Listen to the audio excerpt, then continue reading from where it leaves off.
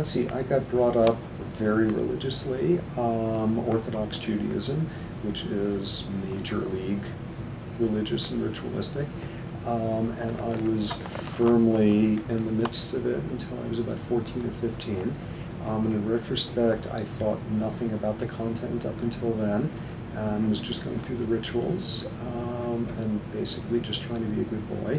And I think that as soon as I started thinking about the content, that kind of wiped out the whole thing for me.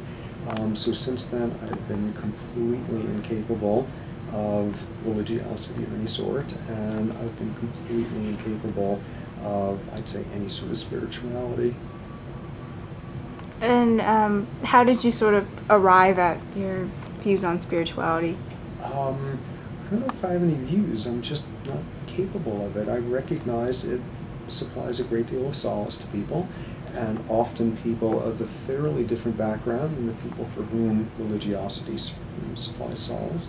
And both of them make equally little, zero sense to me, and I'm incapable of.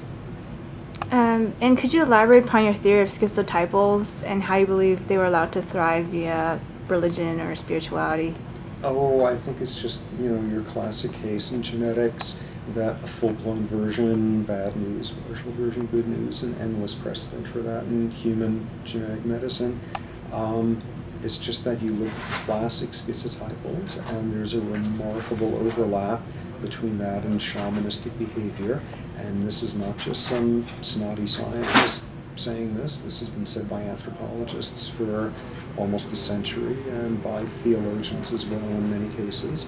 And you look in traditional human societies at shamans, at controlledly mad people, at cured madmen, and they're not ostracized, and they're not peripheralized, and they're incredibly powerful members of their societies. That's not a evolutionarily deleterious trait at all.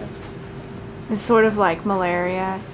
Exactly. Yeah, exactly the same logic.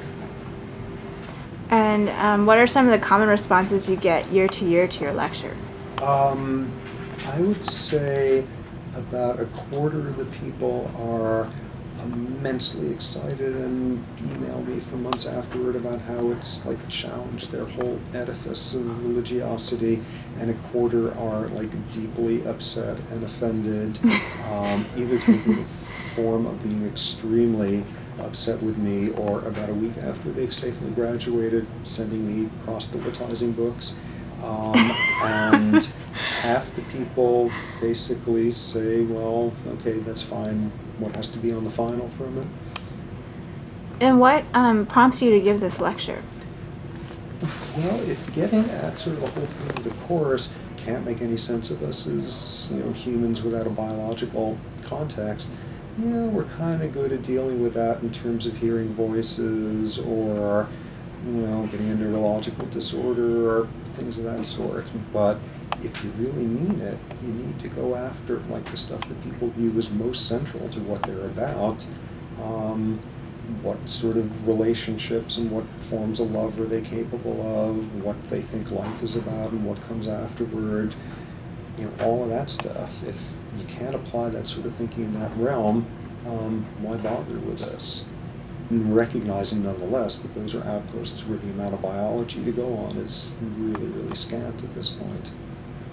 So this is kind of one of your sexy topics in your class? I guess it's kind of irresistible, even though each year I sort of feel like this is kind of overwhelming, and I wish there was a little more science with it.